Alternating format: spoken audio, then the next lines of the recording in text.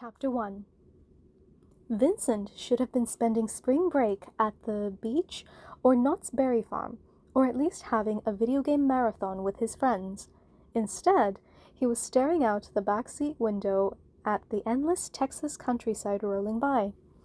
He let his eyes unfocus, and the field, cows, and clumps of short trees blurred like an impressionist painting.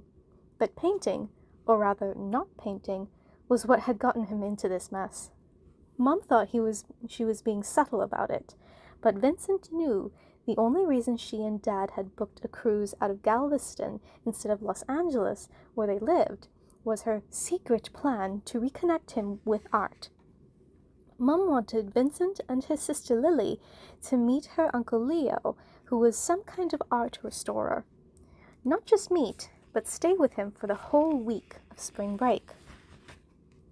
In the middle of nowhere, Texas, with no cell service. At least, when her plan failed, Mom might finally quit bugging him to paint again. When Mom and Dad had sprung this plan on them, Vincent had tried to talk his way out of it. They'd never even met Mom's extended family. Mom had just sighed and responded that sometimes family is complicated. Lily, of course, had instantly added Uncle Leo to the family tree she was making for school right alongside Vincent, Mom, Dad, and the birth parents she had never met. Vincent smiled at the memory. Lily was always ready to welcome someone new, though she hadn't always been that way. 3 years ago, when Vincent was 9, his parents had adopted 3-year-old Lily from China. They had spent almost 2 weeks with her in China, and then, finally, on the day before they needed to fly home, Lily had clutched Vincent's hand, refusing to let go. Some siblings didn't get along, but Vincent and Lily had been close ever since that moment, even though it had taken them a while before they spoke the same language. "I'm amazed you can still find this place without GPS, Dad said, as Mom pulled off the 2-lane road onto a gravel drive. Vincent got his first glimpse of his great-uncle Leo's 2-story white ranch house. It stood alone in a field dotted with red and blue wildflowers. Vincent felt like he'd been dropped in an endless world on Minecraft, minus the ability to build. "Remember," Mom said as they got out of the car, "your great-uncle does some very important art conservation that he can tell you about, and he's got lots of beautiful paintings you can look at, but no touching the art." She gave Vincent a very serious look as if it were something he might actually be tempted to do. "Understand?" "No problem." He wasn't planning on touching the art or doing anything else with it. "I want to see all the pretty pictures," Lily said. She hopped up and down, her ever-present toy bunny, Mr. Rumples, tucked snugly under her arm. "You can look at all the pictures that aren't in Uncle Leo's work studio, and there's lots to do outside. You can pick wildflowers, catch grasshoppers. There's even a river, but you should not go there without your brother. Vincent, please make sure to watch your sister." Mom sighed as she looked out across the field with the hint of a smile. "I used to love it here." The front door burst open, and a thin man with wiry gray hair and a bushy white mustache strode forward toward them with arms stretched wide. "Artemisia! Jeffrey! How the heck are y'all?" His deep Texas drawl surprised Vincent. Mom had grown up nearby and didn't really have an accent. Did she used to talk like that? Uncle Leo hugged Mom and shook Dad's hand before turning to Vincent and Lily. "Vincent, you remind me so much of your grandfather with those brown eyes." He clapped him on the shoulder, then squatted.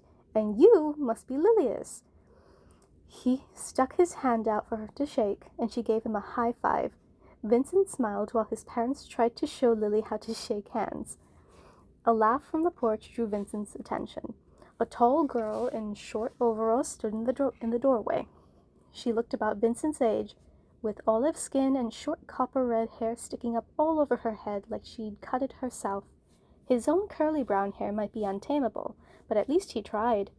She had a gray smear of something across her cheek, and more spots covered her arms and clothes like she'd just lost a mud fight to a pig.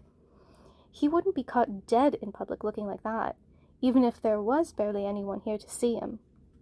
"Georgia," Uncle Leo called, waving her down to join them. "Come meet your second cousins." Vincent hadn't realized he had a second cousin, much less that he apparently be spending a week with her. Hopefully she wouldn't be as weird as she looked. "Georgia, it's nice to finally meet you," Mum's fake happy voice set Vincent on edge. She talked like that only when things weren't going the way she had planned, but she didn't want anyone to know.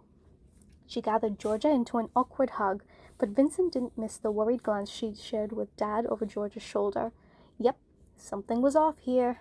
"Uncle Leo didn't tell me you'd be here. Are your parents visiting as well?" "No, ma'am, it's just me," Georgia responded. Now that she was closer, the spots on her face and arms definitely looked like mud. "I see." Mum looked significantly at Uncle Leo. "Vincent, why don't you help grab the bags? And Georgia, do you mind helping them get settled while we have a little chat with your grandfather?" Georgia nodded and jogged down to the car. "I can carry Lily's bag upstairs." She lifted Lily's flower-covered suitcase from the trunk. She seemed nice enough, even if she looked like a homeless person. So why was Mum acting so jumpy? Something strange was going on. Lily was talking non-stop as Georgia lugged her suitcase up the steps. Vincent pulled his own bag slowly from the trunk, trying to eavesdrop as his mom spoke in an urgent whisper. He only caught 2 words: traveling and involved. But she sounded concerned. "Wouldn't dream of getting him mixed up in it." Uncle Leo's booming voice didn't seem capable of whispering. "I already spoke to Georgia. She's not here to travel anyhow." Travel? What was that supposed to mean? Mum seemed upset about Georgia being here, not that she would go somewhere else. Vincent rolled his suitcase toward the door as slowly as possible, trying to act oblivious to the conversation. Dad placed his arm around Mum's shoulder as if trying to comfort her, but Vincent couldn't make out her reply. "Maybe she'll be a good influence on Vincent," Uncle Leo continued. "You wanted him to reconnect with art, right?" Vincent rolled his eyes as he dragged his bag up the steps to the house. Mum's plan wasn't going to work. He was done with art for good, and sticking him on this ranch with perfect strangers wasn't going to help anything. He paused at the top step, straining to hear just a little bit more. "Do you want to cancel the cruise?" Dad asked. I don't think we can get our deposit back, but..." "No," Mum cut in, "as long as..." "Vincent, come see the house!" Lily called, her voice drowning out the rest of Mum's reply. Dad caught his eye, and Vincent knew he couldn't linger any longer without getting in trouble.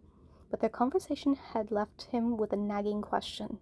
If his mother wanted him here to reconnect with art, what was it that she didn't want him involved in? That question dropped from his mind the moment he stepped into Uncle Leo's house.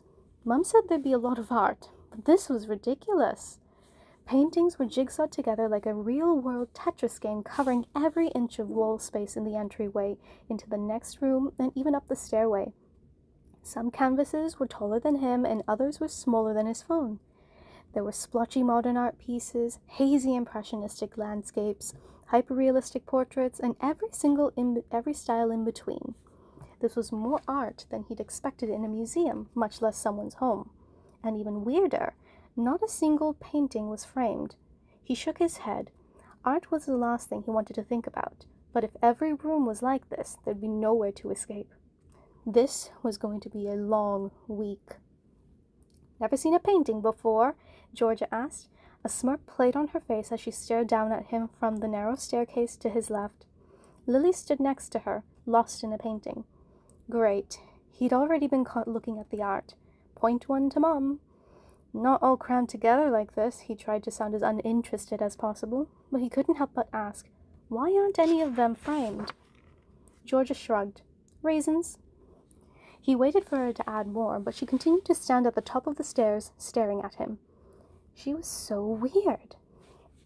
Lily, finally seeming to notice that he was here, ran back downstairs, grabbed Vincent's hand, and pulled him after her. "Come on, I want to see everything." She had Mr. Rumple's clutched in her other hand, and to avoid looking at any more art, Vincent focused on the way the rabbit bounced against Lily's leg with each step. The stairs led to a dim, narrow hallway that smelled old and stuffy. 3 doors lined the left side, though only the first 2 were open. On the right was a row of sliding doors that Vincent assumed was storage space. Through the open door at the hall's end, he could make out a bathroom. The hallway was lit by the dim evening light filtering in from the open doors, casting shadows on the walls. "It's spooky up here." Lily stepped closer to Vincent and glued herself against his leg. "That's because this is where the boogeyman lives." Georgia made her eyes big and held her hands up like claws. "If you don't do as you're told, you'll vanish." "Really?" Lily tensed against Vincent's leg, fingers digging into his side. Vincent squeezed her shoulders. "No, not really." Georgia dropped her hands and laughed. "Everything's just really old." What was wrong with this girl? She might be weirder than this house. It's not nice to scare little kids. "I'm not little. I'm 6. Lily crossed her arms. Mr. Rumples dangled from one hand as if challenging anyone to disagree. "Sorry," Georgia gave a somewhat apologetic shrug. "I'm not around other kids much, not in person." "What does that mean?" Vincent asked as Georgia rolled Lily's bag into the first room. "Don't you go to school?" "I'm homeschooled." Georgia scooped a mound of clothes from one of the 2 single beds and tossed it into a corner. "But I travel with my parents so much that road-schooled is a better word. I've got some friends from a couple online classes, but we aren't ever in one place long enough to make many in real-life friends. Plus, I'm an only child, so..." She shrugged again, like it was no big deal, but it sounded like a lonely way to live. Sure, school sometimes stunk, especially math, and Vincent didn't always enjoy Lily tagging along, but not having friends you could see most days sounded miserable. Vincent glanced around the room as Lily, with Mr. Rumples, bounced onto the now clear bed. The room looked very lived in, but at least there were no paintings. "How often do you stay here?" "Pretty much any time I'm not traveling with my parents, so a lot." "Come on, I'll show you to your room."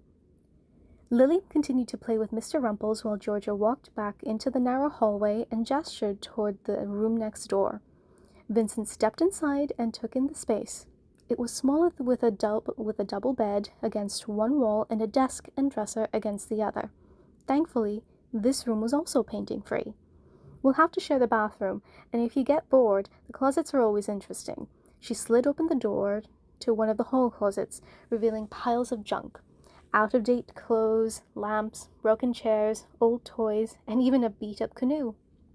Vincent stepped back into the hallway and glanced toward the one thing Georgia had failed to mention. "What's in there?" He pointed to the closed door. "It's just..." Georgia glanced uncomfortably at the ceiling. "It's just locked. We're not supposed to go in there." Before Vincent could reply, she turned back to the room she was sharing with his sister. "Lily, do you want to see my wheel or look at art?" "I want to see everything," Lily said. "Wheel?" Vincent pictured Georgia guiding his sister to a sinister spinning wheel like in a fairy tale. He was tempted to tell Lily not to touch the spindle, but that would be super weird. Instead, he leaned in and whispered to Georgia, "No more scary stories, okay? Lily gets bad dreams." "Got it." Georgia saluted him on her way down the stairs. He couldn't figure her out. She acted odd, then nice, then clueless, then evasive. At least Lily seemed to like her despite the boogeyman joke, but he wanted to find out why she made Mom uncomfortable. He walked up to the closed room and jiggled the knob. Well, she wasn't lying about it being locked. Vincent hugged his parents while Lily clung to Dad's leg like she wasn't going to let him go ever until she got distracted by a yellow butterfly. Vincent pulled out his phone. No bars, of course. He hadn't had reception for the last hour of their drive, so he'd need internet if he wanted to text or game with friends or anything. "What's the Wi-Fi, Uncle Leo?" "The what now?" Uncle Leo's bushy eyebrows drew down, casting a shadow over his eyes. "You know, Leo," Dad said. "For the internet? The password and all?" "Ah, I have the World Wide Web on my PC in the studio," Uncle Leo said. "But I can't have these kids running in and out of there. It's just best to use the telephone." Georgia rolled her eyes. "Gramps only has dial-up." Dad stifled a laugh. "Oh no," Mum said. "Then we won't be able to video chat with the kids while we're on the cruise." What's dial-up? Lily asked. It's like Stone Age internet, Georgia said. Uncle Leo crossed his arms. It's a waste of money when I already pay the phone bill. Anyone who wants to get a hold of me knows how. Great. A week in the middle of nowhere, Texas, surrounded by the very thing he didn't want to think about, and no internet. At least he downloaded a couple games onto his console before their trip. It's less than a week, Dad said. It'll be good for you. Fresh air and all that. You'll find things to do. There's so much art to look at, and Uncle Leo can show you how he restores paintings, Mum said. Boredom breeds creativity, right? By which she obviously meant start painting again. Not likely. And if there was anything else to do in an old house in the middle of nowhere with no internet, Vincent couldn't imagine what.